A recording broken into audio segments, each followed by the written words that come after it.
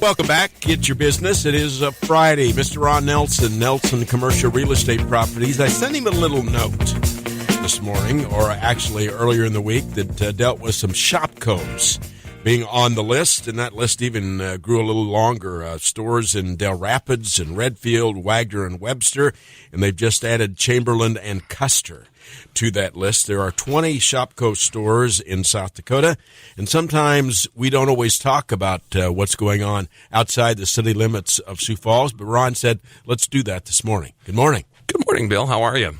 I'm good. Good. You're looking sharp and dapper today. You got blue on as well, so yeah, for sure.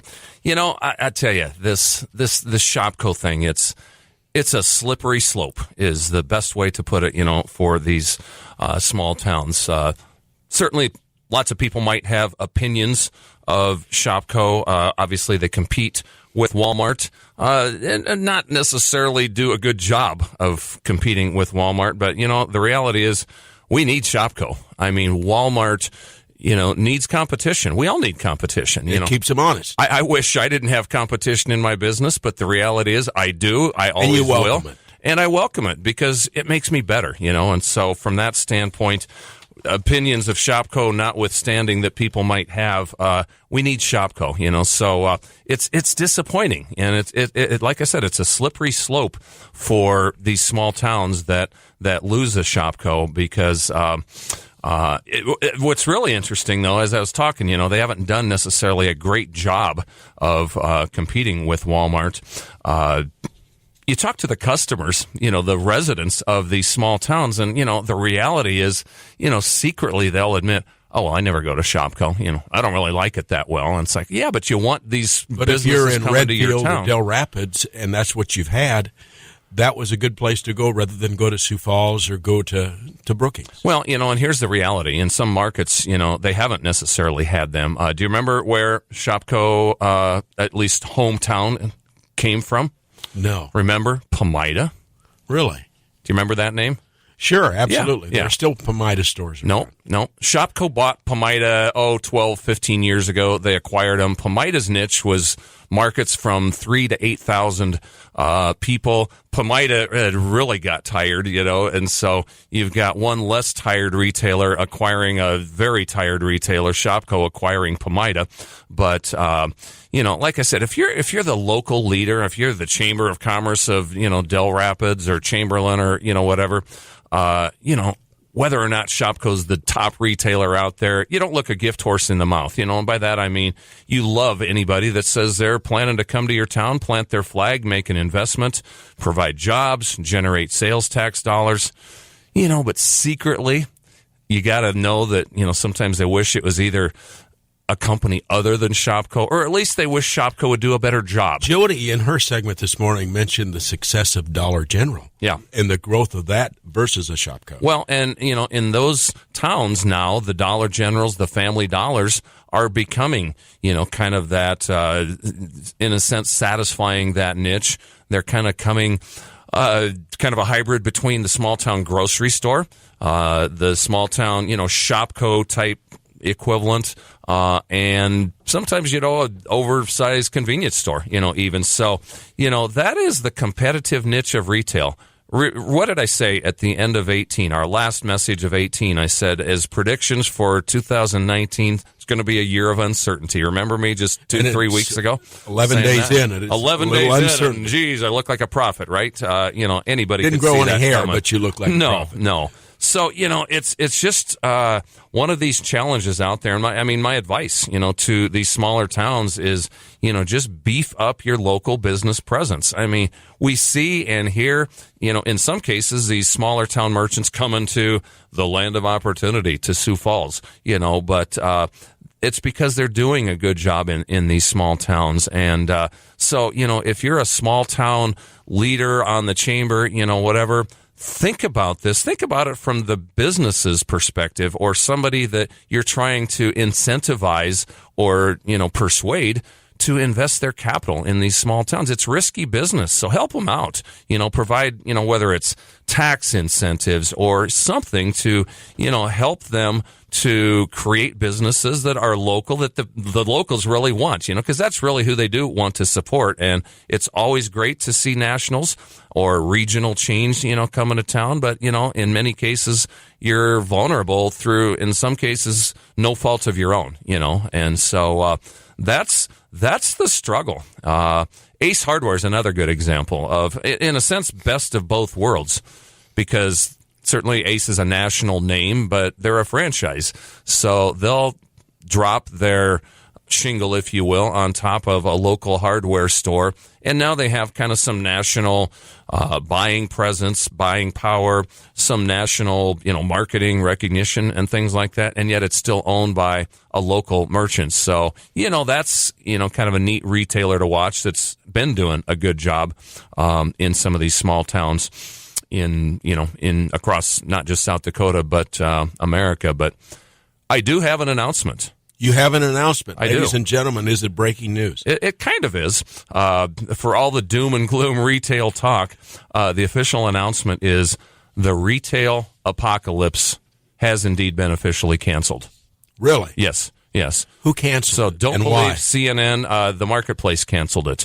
What happened at the end of 2018? Holiday sales were up 5%. A lot of that was online sales.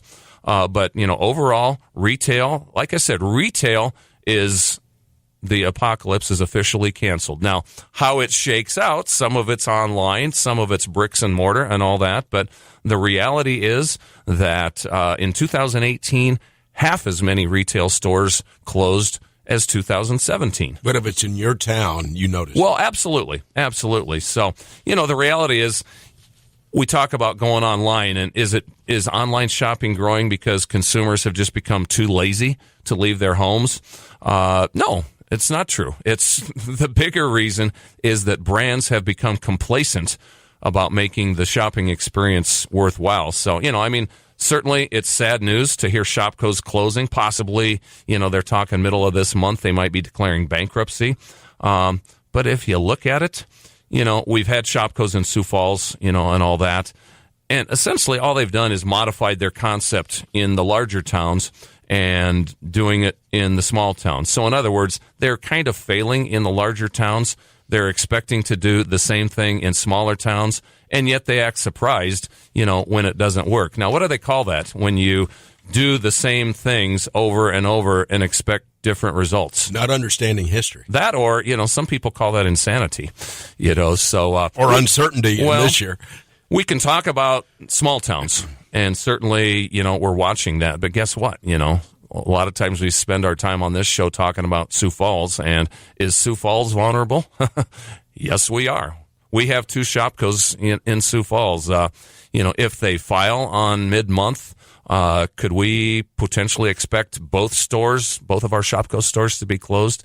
My reality is I doubt it. We could lose one, however, but, the reality is it's not just stopping with Shopko. And these are the kind of, I don't like to call it signs of the times, but, this is a pattern that we just see repeating over and over as we hear about, our economy heating up and things like that.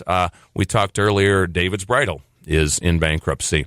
Some more vulnerable potential for Sioux Falls, Bed Bath & Beyond, World Market.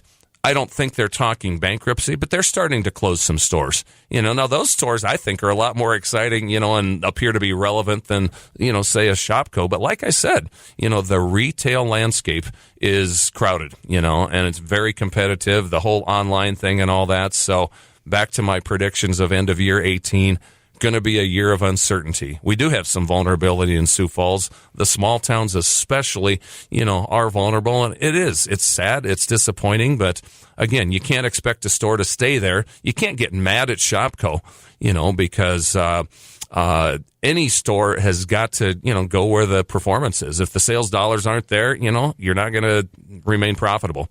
And why is that? Again, they haven't remained relevant. So that's the thing. So small towns, figure out a way to stay relevant, find new retailers, innovative people to, spice up your small towns. I'm not saying it's easy, but, that is one formula that, can hopefully help these small towns in this time of uncertainty. Nursing homes. They mentioned Mobridge, Madison losing nursing homes, but at about the same time Madison was doing that, the announcement about True Shrimp choosing Madison over Laverne, Minnesota. All regulations, the governor in the right place at the right time, knew how to play his cards, played it the last 8 days in office.